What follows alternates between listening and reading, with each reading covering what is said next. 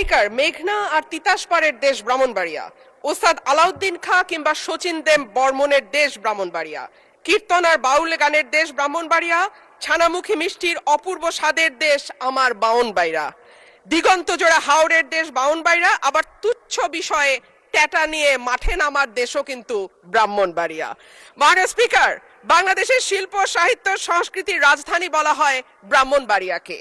এই মাটিতে একদিকে যেমন সুর সম্রাট ওস্তাদ আলাউদ্দিন খাঁ বা শচীন দেব বর্মনের জন্ম হয়েছে, তেমনি এই মাটিতে জন্ম নিয়েছেন ধীরেন্দ্রনাথ দত্ত বা অলি আহাদের মতন সংগ্রামী চরিত্র, যাদের কল্যাণে বাংলা আজকে আমাদের রাষ্ট্রভাষার স্বীকৃতি পেয়েছে।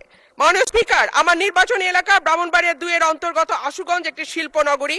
এখানে আছে সার কারখানা, বিদ্যুৎ কেন্দ্র, চাল কল, মিল, ফ্যাক্টরি, আছে বন্দর।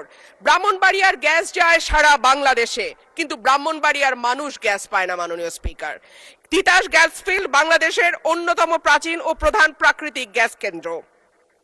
1962 সালে আবিষ্কৃত এই গ্যাস ক্ষেত্র থেকে বর্তমানে 22টি কূপের মাধ্যমে দৈনিক প্রায় 325 মিলিয়ন ঘনফুট গ্যাস জাতীয় গ্রিডে সরবরাহ করা হচ্ছে। 1991 সালে সরাইল উপজেলার সদর ইউনিয়নে গ্যাসের সংযোগ দেয়া হয়। শুরুর দিকে গ্রাহক ছিল 1000, বর্তমানে কাগজে কলমে 5000, কিন্তু অবৈধ সংযোগ যদি আমরা এর সঙ্গে যুক্ত করি তাহলে প্রায় 8 থেকে 9000। কিন্তু প্রত্যেকজন গ্রাহকই আছেন চরম গ্যাসের সংকটে। সরাইল সদরে 1.5 কিলোমিটার এলাকায় 6 ইঞ্চি এবং 1 কিলোমিটার এলাকায় 4 ইঞ্চি ব্যাসের পাইপ দিয়ে গ্যাস সঞ্চালন লাইন টানা হয়েছে। এরপরে পাড়ায় পাড়ায় 2 ইঞ্চি ব্যাসের পাইপ বসানো হয়েছে। কিন্তু সমস্যা হলো সকাল 7টা থেকে দুপুর 2টা পর্যন্ত গ্যাসের কোনো চাপ থাকে না, চুলা মিটমিট করে জ্বলে। এরপর মন চাইলে গ্যাস আসে 1 ঘন্টার জন্য, তারপরে আবার রাত পর্যন্ত গ্যাসের কোনো খবর নাই। দেশে গ্যাসের সংকট আছে, তার উপরে শীতকালে গ্যাসের চাহিদা আরো বাড়ে। অন্যদিকে আছে অবৈধ সংযোগ।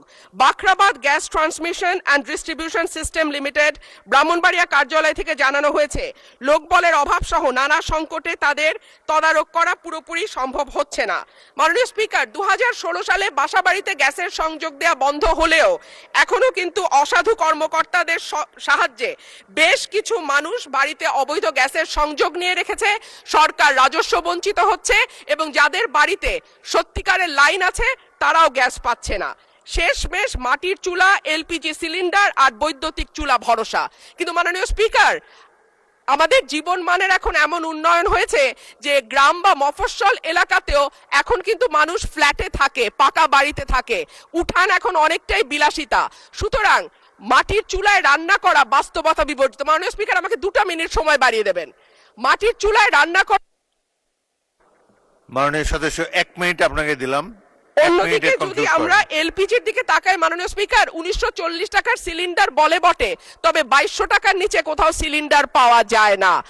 আর আমরা যদি বিদ্যুতের চুলার কথা বলি তাহলে বলতে হয় ঢাকা শহরে 1-2 ঘন্টা লোডশেডিং থাকে, কিন্তু গ্রামে সেটা 14 ঘন্টা পর্যন্ত গড়ায়। সুতরাং গ্যাস ছাড়া আমাদের আসলে এই মুহূর্তে সত্যিকার অর্থে চুলা জ্বালাবার মতন জ্বালানি নেই। এবং ব্রাহ্মণবাড়িয়ার গ্যাস যেহেতু সকল দেশের অন্যান্য এলাকায় সকল এলাকায় যায়, সুতরাং আমার দাবি থাকবে আগে ব্রাহ্মণবাড়িয়ার গ্যাস ব্রাহ্মণবাড়িয়ার মানুষ পাবে, তারপরে এটি অন্য এলাকায় যাবে। মাননীয় স্পিকার, সম্প্রতি তিতাস গ্যাস ক্ষেত্রের 31 নম্বর একটা কূপ খনন হচ্ছে, যেখান থেকে দৈনিক 9 মিলিয়ন ঘনফুট গ্যাস পাওয়া যাবে বলে শোনা যাচ্ছে। আমি আশা করব এই নতুন যে কূপ 31 নম্বর কূপ যেটা তিতাস গ্যাস ফিল্ডে খোঁড়া হচ্ছে, সেই গ্যাস আগে ব্রাহ্মণবাড়িয়ার মানুষ পাবে, তারপরে এই গ্যাস। ধন্যবাদ।